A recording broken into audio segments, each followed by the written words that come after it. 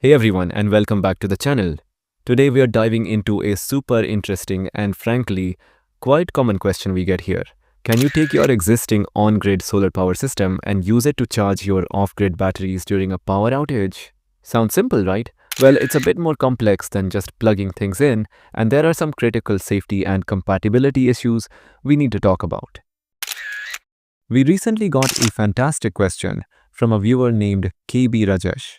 He has a 5 kilowatt on-grid solar system and a separate 2.5 kilovolt ampere off-grid system with a 24 volt maximum power point tracker, whose batteries are currently only charged from the grid.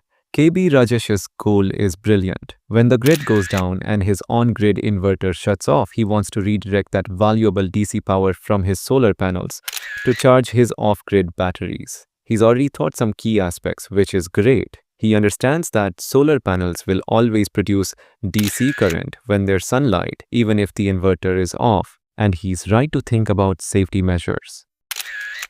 Let's break down KB Rajesh's proposed solution, which involves some clever switching. He plans to take two outputs from his DC distribution board. That's where all the DC power from the solar panels comes together. Path number 1 goes to his existing 5 kilowatt on-grid inverter, but it passes through a contactor. Let's call it C1. This contactor C1 is normally held closed by the grid power itself. So as long as the grid is on, power flows to the on-grid inverter. Now here's the clever bit. If the grid power fails, C1 immediately loses power and opens up, completely disconnecting the solar panels from the on-grid inverter. This is crucial for anti-islanding, ensuring the on-grid inverter doesn't try to feed power back into a dead grid. Path number 2 is where the magic happens for the off-grid system. This line goes to his off-grid inverter's MPPT. It also passes through another contactor, C2. KB Rajesh's idea is that a separate power supply from the off-grid system will go to C2's coil, but only after passing through a normally closed NC contact of C1. So when the grid goes down, C1 opens, which then closes its normally closed contact. This sends power to C2's coil, closing C2, and boom, the solar panels are now connected to the off-grid system's MPPT, ready to charge the batteries. This is a really well thought out switching logic. The big problem, voltage mismatch. The crucial, but. So, the switching logic, fantastic, but there's a major potentially system damaging problem hiding in plain sight, and it comes down to one word, voltage. Voltage mismatch. Then 5 kilowatt on-grid array versus 24 volt MPPT. Your typical 5 kilowatt on-grid solar array is designed to produce a very high DC voltage. We're talking hundreds of volts, often 300 volts, 400 volts, even 500 volts or more depending on how the panels are wired in series. Now let's look at the off-grid system. It has a 24 volt MPPT. This MPPT is specifically designed to work with a much lower input voltage range, usually somewhere between 50 volts to 150 volts, maybe up to 200 volts at most for some models, but certainly not hundreds of volts that an on-grid array typically puts out. Directly connecting a 300 volt plus solar array to a 24 volt MPPT is like trying to put a fire hose into a garden hose sprayer. It's going to overwhelm it, cause damage, and in the worst case could even lead to a fire.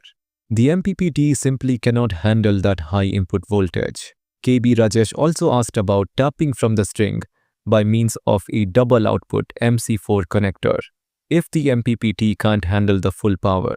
While this could reduce the current or total power, it doesn't solve the fundamental voltage mismatch. If your 5 kilowatt array is made of panels wired in series to get that high voltage, simply tapping it with an MC4 connector won't magically reduce the voltage of that specific string to a safe level for a 24 VMPPT. Each panel in a series string still adds to the overall voltage. So what's the solution? How do we make KB Rajesh's brilliant idea a safe and functional reality? The key is to introduce a dedicated separate MPPT solar charge controller that is specifically designed to handle the high input voltage of your 5 kilowatt solar array and output the correct voltage to charge your 24 volt battery bank. This new MPPT would effectively step down the high DC voltage from your solar panels to a safe regulated voltage suitable for your 24 volt batteries. It would sit in the path of the path 2 we discussed earlier before your existing off-grid inverter's MPPT. Your existing MPPT can remain connected, but it won't be handling the solar input during the outage. So the sequence becomes solar panels, switching contactors, C1, C2, new high voltage MPPT charge controller, your 24-volt battery bank. Before you attempt this, here are your crucial next steps. Know your solar array. Find out the exact maximum open circuit voltage (VOC) and maximum power point voltage (VMP) of your 5 kilowatt solar array. This is critical data. Size the new MPPT. Select a new MPPT charge controller that can handle your array's high voltage and provide sufficient current to charge your 24-volt battery bank efficiently. Safety first. Always consult with a qualified solar technician or electrician.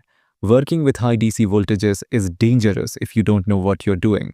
Proper fusing, disconnects, and grounding are essential. KB Rajesh, your thinking is absolutely on the right track with the switching.